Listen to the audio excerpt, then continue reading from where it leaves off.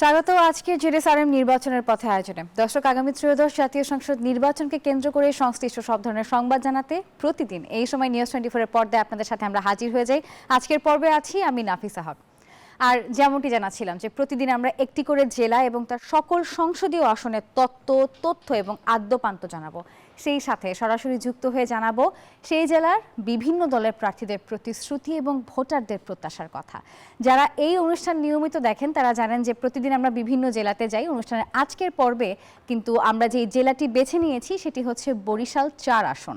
এই আসন্ন ত্রয়োদশ জাতীয় সংসদ নির্বাচন উপলক্ষে এই বরিশাল জেলার নির্বাচনের খবর জানাতে আমাদের সঙ্গে বরিশালের যে সহকর্মী রয়েছেন সাইফুর রহমান মিরন, তিনিও যুক্ত হবেন আমাদের সাথে। একটু পরিচিত হয়ে নেব মিরনের সঙ্গে। মিরন, স্বাগত আপনাকে। আমি দেখতে পাচ্ছি আপনি রয়েছেন নিশ্চয়ই প্রার্থী এবং ভোটার সবার সাথে। আপনি থাকুন আমাদের সাথে, কিছুক্ষণ পর আমরা সরাসরি আপনার সাথে আবারও যুক্ত হব। দর্শক, সহকর্মী মিরন যুক্ত ছিলেন আমাদের সাথে এবং যেমনটি বলেছি আজ আমরা বরিশাল ৪ আসন নিয়ে কথা বলবো। সেই বরিশাল ৪ আসন নিয়ে মিরন আমাদেরকে একটি প্রতিবেদন পাঠিয়েছেন যেখানে বেশ কিছু বিষয় তিনি তুলে ধরেছেন। যেমন ত্রয়োদশ জাতীয় সংসদ নির্বাচনে বরিশাল ৪ অর্থাৎ হিজলা এবং মেহেন্দিগঞ্জ যদি আমরা বলি, এই আসনে বিএনপি এবং জামাত সেই সাথে ইসলামী আন্দোলন থেকে চূড়ান্ত মনোনয়ন পেয়েছেন ৩ জন প্রার্থী। আর নির্বাচনের তফসিল যখন ঘোষণা হয়েছে তার পরপরই বা তফসিল ঘোষণার আগে থেকেও যদি বলি, তখন থেকে কিন্তু ভোটারদের মন জয় করতে ব্যাপক গণসংযোগ চালাচ্ছেন মনোনয়নপত্র প্রার্থীরা। আর আনুষ্ঠানিক প্রচারণা শুরু না হলেও নানা উপায়ে দিচ্ছেন বিভিন্ন প্রতিশ্রুতিও। তবে ভোটাররা কি বলছেন? ভোটাররা বলছেন এলাকার উন্নয়ন, নদী ভাঙন রোধ এবং মাদকমুক্ত সমাজ গড়ে তোলার কাজে যিনি আন্তরিক হবেন ভোটাররা কিন্তু সেই প্রার্থীকেই ভোট দেবেন। এ নিয়ে বিস্তারিত জানিয়েছেন আমাদের সহকর্মী সাইফুর রহমান মিরন। আমরা দেখে নেব তার পাঠানো প্রতিবেদনটি। ১৯৫২ ভাষা আন্দোলনের ঐতিহাসিক জনপদ হিসেবে স্বীকৃত বরিশালের হিজলা ও মেহেদিগঞ্জ ২১-এর গানের রচয়িতা আব্দুল গাফফার চৌধুরীর স্মৃতিধন্য এই জনপদে জন্মেছেন কবি আসাদ চৌধুরী সহ অনেক গুণীজন। আর এই অঞ্চল থেকে দেশের ইলিশের মোট প্রায় ২/৩ অর্থাৎ ৬৬% ইলিশ সরবরাহ হয়। ধান, নদী ও খাল এই তিনের সমন্বয়ে বরিশালের রূপবৈচিত্র্য ফুটে ওঠে হিজলা মেহেদিগঞ্জের প্রকৃতিতে। পলিমাটি বেষ্টিত এই জনপদ কৃষি ও মৎস্য সম্পদে সমৃদ্ধ। ২ উপজেলা ও ২ পৌরসভার অন্তর্গত ৩ থানা নিয়ে গঠিত বরিশাল ৪ আসনের আয়তন ৬৮৫.৩৬ বর্গ কিলোমিটার। মোট ভোটার প্রায় ৩,৯৩,২২৭ জন। গত কয়েক দশকে এই অঞ্চলে নদী ভাঙন রোধ বা যোগাযোগ ব্যবস্থার কোনো উল্লেখযোগ্য উন্নয়ন ঘটেনি। সাধারণ ভোটারদের দাবি, যিনি নির্বাচিত হন না কেন তিনি যেন যোগাযোগ, স্বাস্থ্য, শিক্ষাসহ জনগণের মৌলিক দুর্দশাগুলো সমাধানে কাজ করেন। আমরা এবারে নির্বাচনে দাবি জানাচ্ছি যারাই প্রার্থী হবেন বা যারা নির্বাচিত হবেন তারা যেন জনগণের হয়ে কাজ করে। এই অঞ্চলে যে যোগাযোগ ব্যবস্থা এবং স্বাস্থ্যসেবার মান, শিক্ষার মান উন্নয়ন এবং যে মাদকের যে একটা ভয়াবহ বিস্তার, সেই বিস্তারটাকে রোধ করতে হবে। আমরা চাই সুস্থ নির্বাচন এবং ঠিকমতো যে ভোট দিতে পারি। ত্রয়োদশ জাতীয় সংসদ নির্বাচনে বরিশাল ৪ আসনে ভোটারদের মন জয় করতে তফসিল ঘোষণার অনেক আগ থেকেই প্রচারণায় নেমেছেন ৩ দলের প্রার্থীরা। আমাদের যে ৩১ দল অধীন 10টি সমস্যা আমরা চিহ্নিত করেছি। এই 10টি সমস্যাকে আমরা অগ্রাধিকার ভিত্তিতে আমাদের নেতা যারা তারেক রহমানের ভিত্তিতে তার নির্দেশনায় আমরা ইনশাল্লাহ একে একে এগুলা পূরণ করব। যথেষ্ট পরিমাণ, পর্যাপ্ত পরিমাণ শিক্ষা প্রতিষ্ঠান প্রতিষ্ঠা করা, উন্নত শিক্ষার ব্যবস্থা করা, যাতে করে মানুষগুলো, সকল শ্রেণীর মানুষ শিক্ষা থেকে বঞ্চিত না হয়, তার শিক্ষা প্রাপ্ত হয়। সুপরিকল্পিতভাবে আধুনিক সাপোর্ট দেওয়া হয়, তাহলে এখানে কৃষি বিপ্লব করা সম্ভব। এই ক্ষেত্রে আমাদের খুব কড়া দৃষ্টি থাকবে ইনশাআল্লাহ। ভোটারদের প্রত্যাশা পূরণে নির্বাচিত প্রার্থী কাজ করবেন, এমনটাই প্রত্যাশা সব ভোটারদের। Desk report, news 24। দর্শক, আমাদের সহকর্মী মিরন যে প্রতিবেদন পাঠিয়েছিলেন সেখানে কিন্তু আমরা বরিশাল ৪ আসনের ইতোমধ্যে অনেকগুলো তথ্য পেয়ে গেছি। তবে অবশ্যই আমাদের সকলের জানার স্পৃহা থাকেই যে প্রার্থীরা এখন এই মুহূর্তে এসে আসলে কি ধরনের প্রতিশ্রুতি দিচ্ছেন বা তাদের প্রতিশ্রুতির বিপরীতে ভোটাররা বা কি বলছেন। এবারে আমরা সরাসরি যুক্ত হব আমাদের সহকর্মী মিরনের সাথে, কথা বলবো প্রার্থীদের সঙ্গে। মিরন, জানাবেন আজকের এই অনুষ্ঠানে আপনার সাথে কারা কারা উপস্থিত রয়েছেন এবং তারা এই আসন্ন ত্রয়োদশ জাতীয় সংসদ নির্বাচন নিয়ে কি বলছেন আর কি?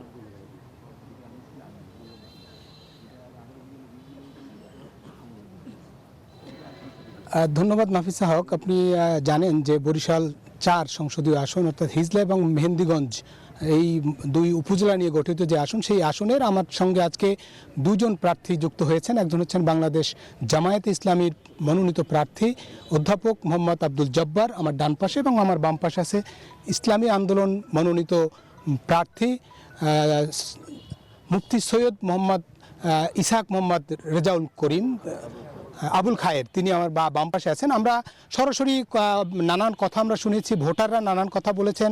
এই মূল ভূখণ্ড থেকে বিচ্ছিন্ন যে এই আসনের নানান রকম সমস্যা আছে, সেই সমস্যাগুলোর মধ্যে তারা কোনগুলো গুরুত্ব দেবেন সরাসরি যেতে চাই জামায়াত মনোনীত প্রার্থীর কাছে। আগে আপনার কাছে এই উপজেলা বা এই দুই উপজেলায় কী কী সমস্যা প্রধান মনে হয়, ভোটারদের চাহিদা অনুযায়ী কোনটা গুরুত্ব পাবে? সালাম আলাইকুম রহমতুল্লাহ, সম্মানিত উপস্থিতি এবং আজকে এই লাইভের মাধ্যমে বরিশাল 4 হিজলা মেহেন্দিগঞ্জ কাজিরহাট সকল জনগণ এবং বাংলাদেশের সমস্ত জনগণদের আমার শুভেচ্ছা এবং সালাম। আসসালামু আলাইকুম রহমতুল্লাহ। আসলে এই ভূখণ্ডটা বিচ্ছিন্ন, তা তো প্রথমেই শুনলেন যে এই বিচ্ছিন্ন ভূখণ্ডটার জন্য সবচেয়ে বড় যে জিনিস প্রয়োজন সেটা হচ্ছে এই ভূখণ্ডটাকে রাজধানীর সাথে সংযুক্ত করা। এটাকেই প্রাধান্য দেওয়া প্রয়োজন মনে করছি আমরা। দ্বিতীয়ত এই ভূখণ্ডটা ক্রমান্বয়ে হারিয়ে যাচ্ছে নদীর গর্ভে, অতএব নদীর কবল থেকে ভাঙন রোধ করাটা সবচেয়ে জরুরি প্রয়োজন। এবং এই ভূখণ্ড বিচ্ছিন্ন হওয়ার কারণে এখানে আসলে উন্নয়নের ছোঁয়া লাগেনি। আপনার রাস্তাঘাট সব জায়গায় কাঁচা রাস্তা, কিছু পাকা রাস্তা, তাও খুব বেহাল অবস্থা। এটাকে উন্নয়নের রোড মডেল নিয়ে আসা খুবই জরুরি।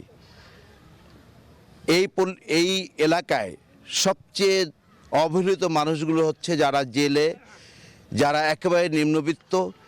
এই সমস্ত জেলে, শ্রমিক, কৃষক, এদের জন্য তাদের অধিকার এই সরকারের পক্ষ থেকে যে সমস্ত বরাদ্দ রয়েছে এগুলোকে যথাযথভাবে তাদের কাছে পৌঁছে দেওয়া সবচেয়ে বড় প্রয়োজন। আমরা এই জায়গাটা মেহেন্দিগঞ্জ হিজলা কাজিরহাটটা বিচ্ছিন্ন হওয়ার কারণে এখানের লোকগুলো আসলে শিক্ষা থেকে বঞ্চিত। শিক্ষার জন্য আমাদের তাদের বাস্তব পদক্ষেপ না, যাতে করে এই ঝরে যাওয়া শিশুগুলোকে সকল শ্রেণীর লোকদের শিক্ষা পৌঁছে দেওয়া যায়, বিশেষ করে উচ্চশিক্ষার ব্যবস্থা করা যায়। পর্যাপ্ত শিক্ষা প্রতিষ্ঠান যেগুলো খুব বেহাল অবস্থা, এগুলোকে সংস্কার করা প্রতিষ্ঠা করা। সাথে সাথে স্বাস্থ্য সমস্যা সবচেয়ে বড় সমস্যা। এখানে রাত যত গভীর হয় মানুষের মধ্যে উদ্বেগ তত বাড়ে। তার কারণ এ রাতে তারা কিভাবে বরিশালের সাথে সংযুক্ত হয়ে চিকিৎসার ব্যবস্থা নেবে। সেই জন্য এই 3টা থানা, এখানে 2টো উপজেলা, শুধু 2টো উপজেলায় 2টো হাসপাতাল থাকলেও সেখানে সিট সব ব্যবস্থা হচ্ছে অপ্রতুল। এটাকে পর্যাপ্ত আসন ব্যবস্থা করে এই জায়গায় 3টা জায়গায় বড় ধরনের হাসপাতাল নির্মাণ করা এবং সকল মানুষকে স্বাস্থ্যের আওতায় নিয়ে আসা, এবং এই জায়গা মানুষগুলোকে আমরা যেন ত্বরিত এখান থেকে গিয়ে চিকিৎসার ব্যবস্থা নিতে পারে, এই ব্যবস্থা করা, এটা আমাদের চিন্তায় রয়েছে। আপনারা আমাদের দোয়া করেন, আমরা ইনশাআল্লাহ এ ব্যাপারে ব্যবস্থা গ্রহণ করব। যেমনটা বলছিলেন জামায়াত মনোনীত প্রার্থী, আমরা একটু শুনতে চাই ইসলামী আন্দোলন মনোনীত প্রার্থী ইসহাক মোহাম্মদ আবুল খায়ের, তার কাছ থেকে শুনতে চাই যে তিনি কোনগুলোকে গুরুত্ব দেবেন, যেহেতু এটা মৎস্য সম্পদ এবং কৃষিতে সমৃদ্ধ একটি অঞ্চল। আপনার কাছে কোনটা গুরুত্ব পাবে নির্বাচিত হলে? আলহামদুলিল্লাহ, আসসালামু আলাইকুম রহমতুল্লাহ। যারা যেখান থেকে আমাদের সাথে লাইভে যুক্ত আছেন, চ্যানেল 24 সহ সবাইকে জানাই আন্তরিক মোবারকবাদ এবং শুভেচ্ছা। আমাদের আব্দুল জব্বার ভাই যথেষ্ট বলেছেন যে এখানে বিচ্ছিন্ন একটা দ্বীপ এরিয়া। আমি যদি আরেকটু সংযোজন করি, আমার এরিয়াটা ওইদিকে হলো নোয়াখালী, আরেক দিকে হলো নিউজ 24, ধন্যবাদ। ওদিকে হলো নোয়াখালী, ওদিকে হলো চাঁদপুর, আরেকদিকে হলো শরীয়তপুর, আরেকদিকে হলো ভোলা, আরেকদিকে বরিশাল। এই মাঝখানে যে বিশাল একটা জায়গা, এই পুরো এরিয়াটা নিয়ে হিজলা মেহেন্দিগঞ্জ কাজিরহাট থানা, 3টা থানা। তো কালকে আমি একটা ইউনিয়ন থেকে আসতেছিলাম, মেঘনা নদীর মধ্য দিয়ে স্পিড বোটে প্রায় আমার 1.5 ঘন্টা সময় লাগছে, সেই নোয়াখালীর কোনার থেকে। তো দেখলাম এই এরিয়ার মধ্যে যে মানুষ রাত্রবেলা অসুস্থ হয়, এই মানুষটা কিভাবে সে চিকিৎসা পাবে? একটা অ্যাক্সিডেন্টের রুগী বা একটা ডেলিভারির রুগী, এবং রাস্তাঘাট তো নাই বললেই চলে, এই রোগীদেরকে নিয়ে কিভাবে স্বাস্থ্যসেবা কেন্দ্রে যাবে? কাজে আমি মনে করি এই এলাকার লক্ষ লক্ষ মানুষ, একজন দুইজন না, লক্ষ লক্ষ মানুষ, 4 লাখের উপর তো ভোটারই আছে আমার এখানে, আর জনসংখ্যা তো অনেক। তো এই মানুষগুলো সবাই একটা বিপদগ্রস্ত অবস্থায় আছে। আমি মনে করি প্রত্যেকটা থানায় যথাযোগ্য একটা স্বাস্থ্যকেন্দ্র প্রয়োজন। আর শিক্ষা প্রতিষ্ঠান যাও আছে, বাচ্চারা যে আসবে, বর্ষার দিনে তো রাস্তাঘাটই নাই, সেখানে কীভাবে আসবে? রাস্তাগুলো সংস্কার করা যাতে বাচ্চারা অন্তত স্কুলে আসতে পারে। আর শিক্ষার মান উন্নয়ন করা প্রয়োজন। আর বিশেষ করে আমার কাছে আরেকটা জিনিস লক্ষ্য পাই, আমি আমার নজরে আসলো, আমি যে বাজারগুলো ঘুরলাম, বিশাল বিশাল বাজার, এক একটা বাজারে আমি দেখা সাক্ষাৎ করছি, দেখছি 2-2.5 ঘন্টা 3 ঘন্টা পর্যন্ত লেগে গেছে, এত বড় বড় বাজার। তো সেখানে পয় নিষ্কাশন, সুয়ারেজ ব্যবস্থা, মিউনিসিপ্যালিটি এ খুবই নিম্নমানের। এখানে একটু ড্রেন আটকে গেলে পুরো বাজার তলাইয়া যাবে, ময়লা নোংরা হয়ে যাবে। আর আল্লাহ না করুক যদি আগুন লাগিয়ে বসে, তাহলে যে অগ্নি নির্বাপক তো কোনো ব্যবস্থাই নেই। যদিও কোথাও থেকে যদি আপনার গাড়ি আসে, আপনার ফায়ার সার্ভিসের গাড়ি, এই গাড়িগুলো যে ঢুকবে সেরকম কোনো করিডোর এখানে, প্রশস্ত কোনো করিডোরও নাই। তো সেক্ষেত্রে আমার মনে হয়, আমি উন্নত দেশগুলো দেখছি এরকম চিকন জায়গা হলে সেখানে স্থায়ী পাইপ লাইন থাকে, এরকম একটা পয়েন্ট করা থাকে যেখান থেকে পাইপ লাগাইয়া অগ্নি নির্বাপক ব্যবস্থা গ্রহণ করা যায়। এটা অল্প খরচে করা সম্ভব, কিন্তু যথেষ্ট উদ্যোগ না থাকার কারণে এগুলো নাই। এই বাজারঘাটগুলো উন্নয়ন করা দরকার। আর বিশেষ করে শিক্ষা ব্যবস্থার হার আরও বাড়ানো কিভাবে যায়। আর মৎস্য সম্পদ আর কৃষি সম্পদ, আমার এই এরিয়ায় সয়াবিনে খুব বিখ্যাত, কৃষি খুব বিখ্যাত। জি, অনেক সমস্যার কথা বলছিলেন আমার দুই পাশে দুইজন প্রার্থী বা জামায়াত ইসলামী এবং ইসলামী আন্দোলনের যে প্রার্থী, তারা নানান সমস্যার কথা বলেন। সেগুলো তারা নির্বাচিত হলে তারা সেগুলো অগ্রাধিকার ভিত্তিতে তারা সেই সমস্যাগুলো সমাধান করার চেষ্টা করবে ভোটারদের চাহিদা অনুযায়ী। মূলত আমরা যেতে চাই আবার স্টুডিওতে নাফিসা হকের কাছে। মিরন, ধন্যবাদ আপনাকে।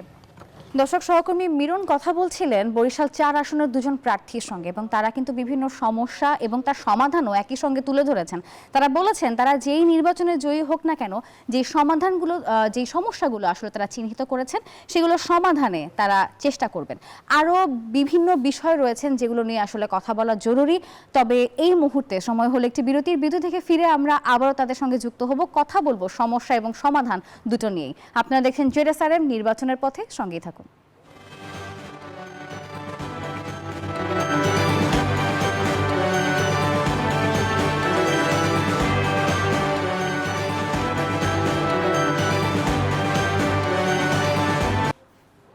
দর্শক, বিরতির পর আরও একবার স্বাগত জানাচ্ছি। দেখছেন জেডএসআরএম নির্বাচনের পথে।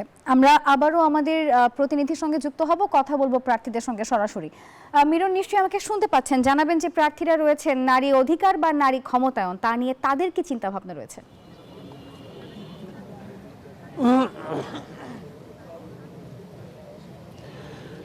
ধন্যবাদ নাফিস হক। আমি আর কথা না বাড়াই, আমি মনে হয় সরাসরি প্রার্থীদের কাছে চলে যাই। জামায়াত ইসলাম মনোনীত প্রার্থী, তার কাছে আমরা জানতে চাই যে আপনি নির্বাচিত হলে নারীর ক্ষমতায়ন বা এই জাতীয় বিষয়ে আপনাদের কি গুরুত্বপূর্ণ বিষয় আছে, এবং অন্য কয়েকটি কথা বলছিলেন, যদি বলেন। আপনাকে ধন্যবাদ। আপনারা নিশ্চয়ই জানেন যে বাংলাদেশ জামাত ইসলামী বাংলাদেশে যে কাজ করছে, তার মধ্যে এ সংগঠনটাই হচ্ছে নারীদের সবচেয়ে বেশি তার বিভিন্ন কমিটিতে বিভিন্ন জায়গায় স্থান দিয়েছে। এবং জামাত নারী তার ইসলামের শরিয়ার মধ্য থেকে সব কিছুকে নিয়ন্ত্রণ করে সে সব জায়গায় তার সামর্থ্য অনুযায়ী কাজ করবে। এটা আমাদের পরিকল্পনা রয়েছে। ইনশাআল্লাহ আমরা যদি আল্লাহ তাআলা আমাদের রাষ্ট্র ক্ষমতা দেন, জনগণ যদি রায় দেন, তাহলে আপনারা দেখতে পাবেন। জি, আর কোনো বিষয় যদি দু একটা কথা যদি বলেন উন্নয়নের বিষয়ে। এখানে সবচেয়ে বড় সমস্যা যেটা, সেটা হচ্ছে যে মানুষের নৈতিক সমস্যা। কারণ বাংলাদেশের যে সম্পদ রয়েছে, এই ভূখণ্ডে, বিচ্ছিন্ন ভূখণ্ডে যে সম্পদ রয়েছে, এই সম্পদ যদি সঠিকভাবে ইউটিলাইজ করা যায়, তাহলে আসলে আমাদের অভাব নেই।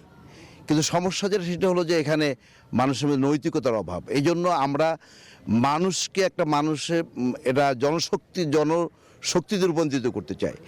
জামাত ইসলামী ক্ষমতায় আসলে আল্লাহর রহমতে প্রথমেই শিক্ষার দিকে নজর দেবে। তার কারণ শিক্ষা ব্যবস্থার মাধ্যমে যদি মানুষকে সঠিক মানুষ হিসেবে তৈরি করা যায়, তার একটা কর্মশক্তি এটা কাজে লাগবে। এই নৈতিকভাবে এত অবক্ষয়ে আমরা চলে গেছি যে এই বাংলাদেশে আমার বড় একজন কর্মকর্তার সাথে আলাপ হতে ছিল, বলে যে স্যার কি বলবো, যে বরাদ্দ স্বাধীনতার পর থেকে এদেশে হয়েছে যদি সবটুকু কাজে লাগতো, তাহলে সিঙ্গাপুর জাপান লোকরা বাংলাদেশের কথা বলতো যে বাংলাদেশ যাই দেখে এসো, কিন্তু সবটাই চুরি হয়ে যায়। 20% বা তার চেয়েও কম কাজ হয়। তা আমরা বিশ্বাস করি যদি সৎ যোগ্য লোকদের হাতে ক্ষমতা দেওয়া হয়, দায়িত্ব দেওয়া হয় রাষ্ট্রের, তাহলে 5 বছরই এনাফ একটা দেশকে গড়ার জন্য, আমরা এটা বিশ্বাস করি। তো আমরা একটু যেতে চাই ইসাক মোহাম্মদ আবুল খায়ের, আপনি নারীর ক্ষমতায়ন এবং আপনি আরও কয়েকটি কথা বলছেন, যদি একটু ছোট্ট করে বলেন।